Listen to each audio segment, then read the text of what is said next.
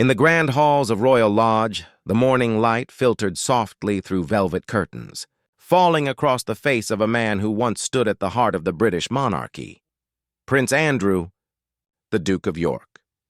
Once celebrated as the handsome war hero and Queen Elizabeth II's favorite son, Andrew's world had slowly shrunk to whispers, closed doors, and quiet exile. But on one fateful morning, that silence was shattered by a single conversation, one that would forever define his future. It wasn't a courtier or a distant aide who came bearing the news.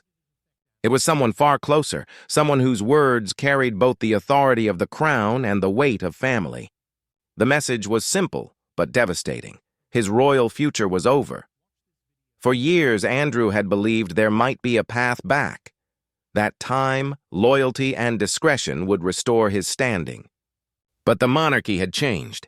Under King Charles's reign, image and integrity mattered more than nostalgia or sentiment. The line had been drawn, and for the Duke of York, it was final. What followed was not just a royal reckoning, but a deeply human one. The story of a man forced to confront his past, his pride, and his place in a family that now viewed him as a liability. And the person who broke the bad news? Someone Andrew never expected to turn against him. For decades, Prince Andrew was the embodiment of royal charisma, a naval hero, a dashing bachelor, and Queen Elizabeth II's beloved action man.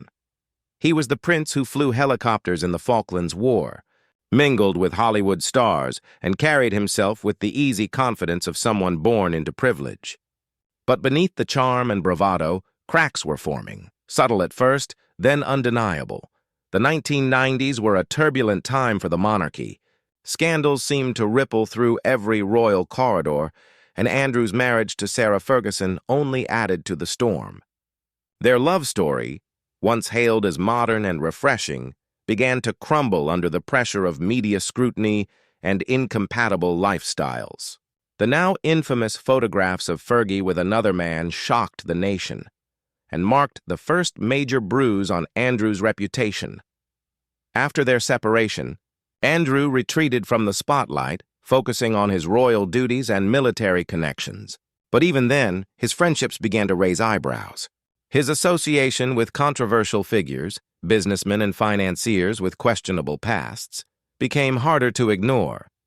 When the truth about one of those friendships came to light, the world turned its gaze toward the Duke of York in disbelief. Public trust evaporated almost overnight. Invitations disappeared, and once loyal allies began to distance themselves. Even inside Buckingham Palace, there was unease. The monarchy had survived wars, divorces, and endless scrutiny, but this was different. For the first time, the scandal wasn't just embarrassing, it was radioactive. By the time Queen Elizabeth II's advisors urged Andrew to step back from public life in 2019, it was already too late. His infamous interview, intended to clear his name, did the opposite. It left viewers stunned and the royal family horrified. The Queen, who had defended her son privately for years, was forced to take decisive action publicly. Andrew's royal roles were stripped. His military titles vanished. Charities quietly severed ties. The Duke of York had become, in the eyes of the institution he once represented, a man beyond redemption. In private, Andrew clung to hope. He believed, perhaps naively, that the monarchy would one day forgive, that after his mother's passing, his brother Charles might offer him a chance at redemption. But as the new reign began, Andrew would learn a hard truth. Forgiveness and reinstatement were not the same thing. The family had moved on. The country had moved on. Only Andrew remained, suspended between past glory and present disgrace, waiting for a phone call that would finally confirm what deep down he already knew. His royal life was over. And when that call finally came, it wasn't from the king. It came from someone whose voice carried even more emotional weight, a voice Andrew could not ignore. It was a gray, quiet morning at Royal Lodge when the call came through, the kind of English morning that felt heavy with unspoken tension. Prince Andrew had spent the last few weeks in a strange limbo, rarely leaving his Windsor estate. his days filled with silence and reflection. The newspapers had grown colder, the public even more unforgiving, and yet, deep down, he believed the monarchy would find a way to welcome him back. After all, hadn't he served the crown loyally? Hadn't he always been his mother's favorite? But that morning, as he poured himself a cup of tea and glanced at the framed photos of his younger, uniformed self, the phone rang. The name that flashed across the screen stopped him cold. Princess Anne. The Princess Royal was not known for sentimentality. She was pragmatic, direct, and fiercely loyal to the crown above all else. If she was calling, it wasn't for a casual chat. Andrew hesitated before answering, sensing instinctively that this would not be a conversation he'd want to remember. "Andrew," Anne began, her voice steady but softer than usual. "I've just come from the king." He said nothing. "There have been discussions, official ones," she continued. "The family's agreed it's time to move forward. Charles wants to make it clear there's no plan for your return to royal duties. Not now, not ever." The words hung in the air like a sentence being read aloud in court. Andrew's hand tightened around the receiver. "Not ever?" he repeated, his voice barely audible. Anne sighed. "You've been told this before, but I think you needed to hear it from someone who won't dress it up. This is permanent. You're to remain out of public life. The king won't be reversing that decision." Andrew sat down heavily, the weight of it finally settling in. For months, he had convinced himself that Charles's new reign might offer an olive branch, that perhaps family loyalty would triumph over reputation. But Anne's tone left no room for misinterpretation. "He wanted to tell me himself?" Andrew asked bitterly. Anne paused. "He thought it best if I did. You know how he is. He avoids confrontation when the emotions are high." But this was his decision. "I'm only delivering it." It wasn't anger that filled Andrew in that moment.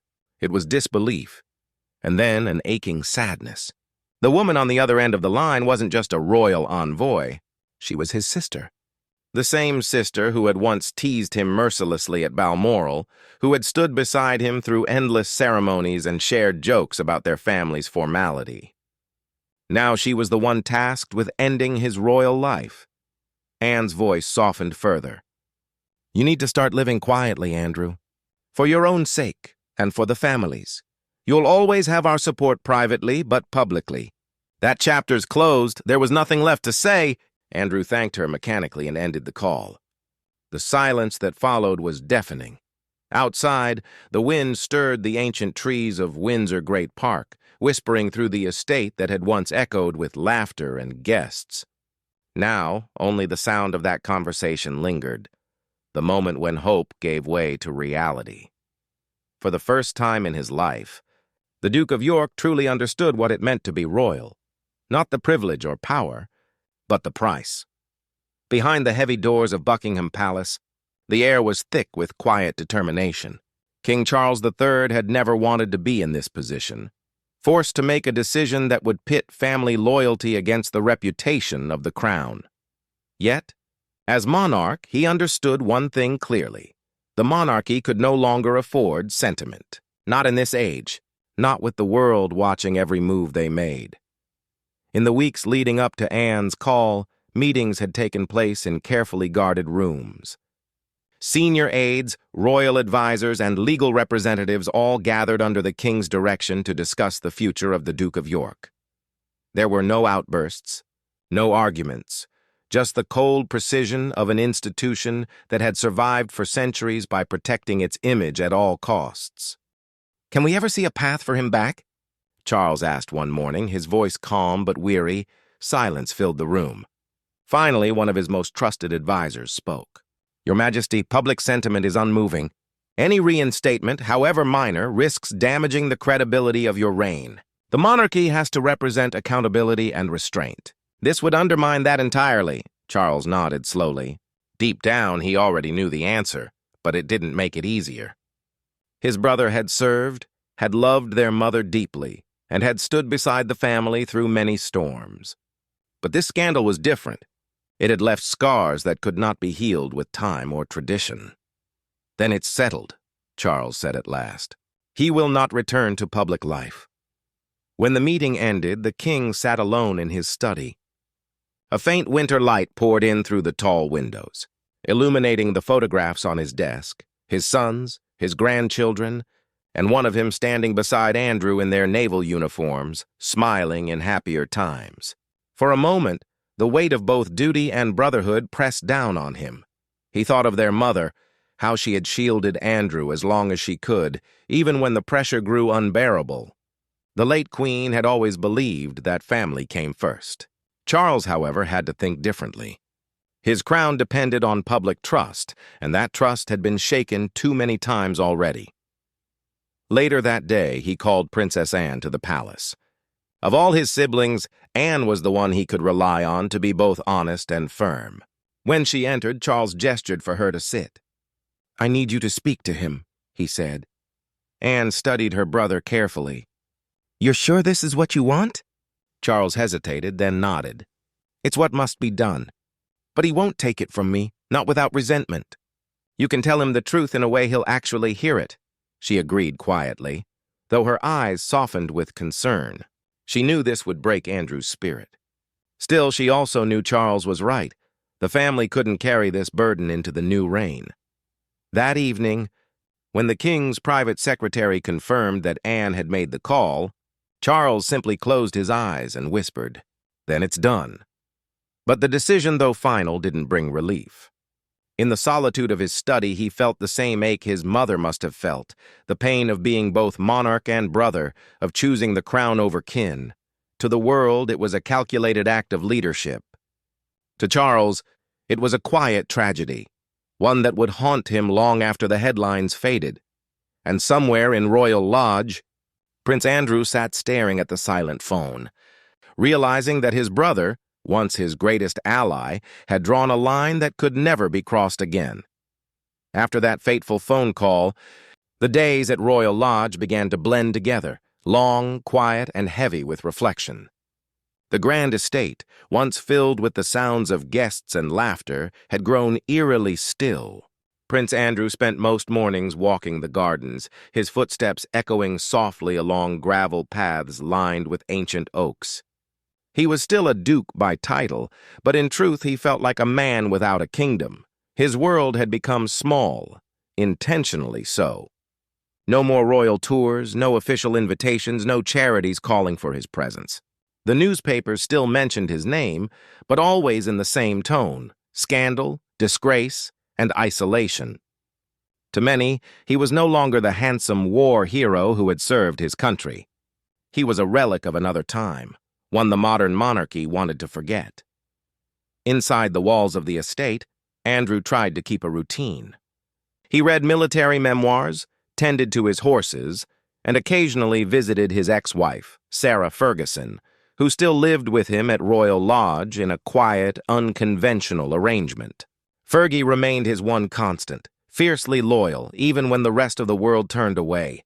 "He's not the man they paint him to be," she once told a close friend. "He's lost, not cruel."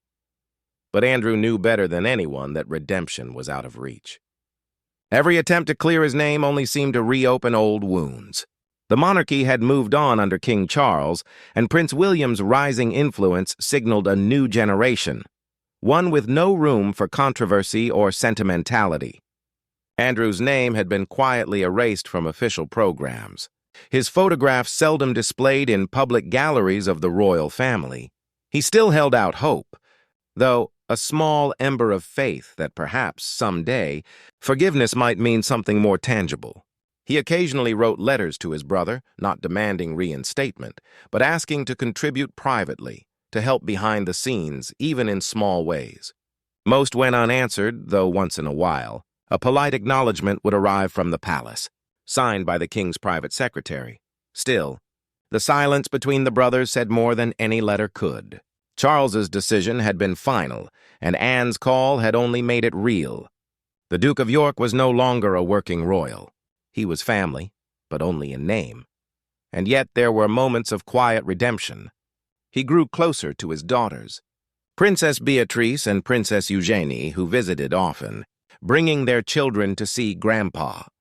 Around them, Andrew seemed lighter. No press, no judgment.